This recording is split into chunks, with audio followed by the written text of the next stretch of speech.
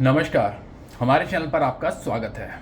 दिल्ली उच्च न्यायालय ने सोमवार को फिल्म मिशन रानीगंज में गायक सतिंदर सरताज के गाने जलसा के इस्तेमाल पर रोक लगाने वाली अंतरिम आदेश पारित करने से इनकार कर दिया। आइए जानते हैं पूरे मामले के बारे में। इस पूरे मामले में सतिंदर सरताज ने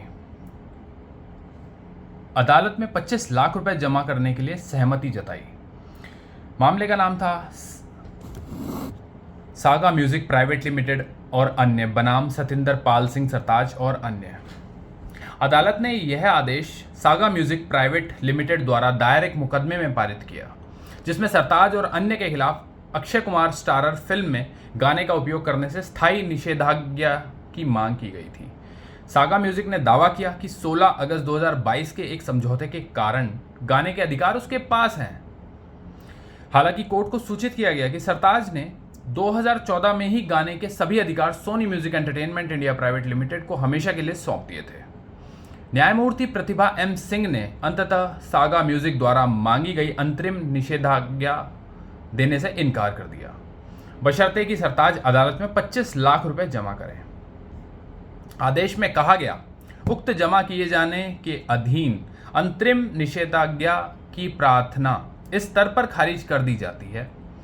न्यायालय ने यह भी कहा कि मुकदमा उस अनिश्चित स्थिति को उजागर करता है जिसमें कलाकारों, फिल्म निर्माताओं, संगीत में अधिकारों का प्रबंधन करने वाली कंपनियां और अन्य लोगों को एक ही काम के संबंध में कई समझौते के निष्पादन के कारण रखा जाता है।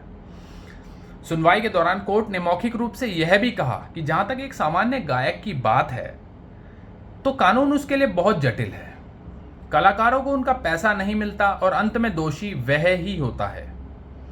यह बहुत अनुचित है, न्यायमूर्ति सिंह ने टिप्पणी की। कोर्ट ने कहा, जबकि सोनी म्यूजिक ने 2014 में गाने को व्यावसायिक पैमाने पर जारी किया था, उसने 2018 में हरदीप सिद्धू को गाने के अधिकार सौंप दिए। यह फिर से एक विशेष और पूर्ण असाइनमेंट था। सरताज ने सिडनी के ओपेरा हाउस में एक संगीत कार्यक्रम आयोजित करने के बाद वहां गाए गए 12 गानों के अधिकार सागा म्यूजिक को सौंप दिए थे। अदालत को बताया गया कि प्रदर्शन किए गए गानों के लिए उन्हें 50 लाख रुपए का भुगतान किया जाना था, लेकिन अब तक केवल 25 लाख रुपए का ही भुगतान किया गया है। सरताज ने इस गाने को लेकर और भी कई बातें कही। सतिंदर सरताज ने इस साल जुलाई में समझौते को यह कहते हुए रद्द कर दिया कि इसे धोखाधड़ी से निष्पादित किया गया था।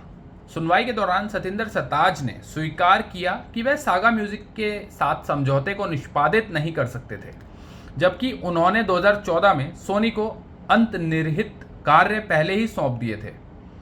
बदले में न्यायालय ने राय दी कि सागा संगीत को अंतर्निहित कार्यों में कोई अधिकार नहीं दिया जा सकता।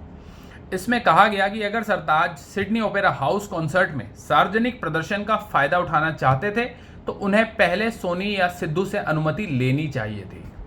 न्यायमूर्ति सिंह ने कहा, उक्त गीत का सार्वजनिक प्रदर्शन अंतर्निहित कार्यों में अधिकारों के बिना वादी द्वारा शोषण करने में असमर्थ होगा।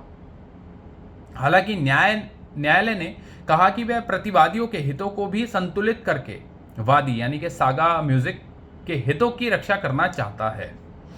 सरताज ने स्वेच्छा से 1 सप्ताह के भीतर अदालत में राशि जमा करने की बात कही, जिसके बाद पीठ ने अंतरिम निषेधाज्ञा की प्रार्थना खारिज कर दी। अदालत ने कहा, उक्त जमा राशि अदालत के समक्ष पेश होने वाले पक्षों के अधिकारों और तर्कों पर प्रतिकूल प्रभाव डाले बिना होंगे। तो ये थी हमारी एक छोटी सी रिपोर्ट आने वाली फिल्म के एक किसी पहले गाए गए गाने के ऊपर। मैं आपका होस्ट, आपका दोस्त सुमित, आपसे लेता हूं आज्ञा। फिर मिलूंगा आपसे इसी तरह की किसी रिपोर्ट को लेकर। तब तक के आप अपना ध्यान रखिए और मुझे आज्ञा दीजिए। हमारे चैनल को लाइक, शेयर और सब्सक्राइब कीजिए, और यदि इस पर दिखाई गई किसी सामग्री से आपको कोई आपत्ति है तो आप हमें कमेंट बॉक्स के माध्यम से बता सकते हैं। हम उस त्रुटि को शीघ्र प्रभाव से दूर करने की कोशिश करेंगे। नमस्कार।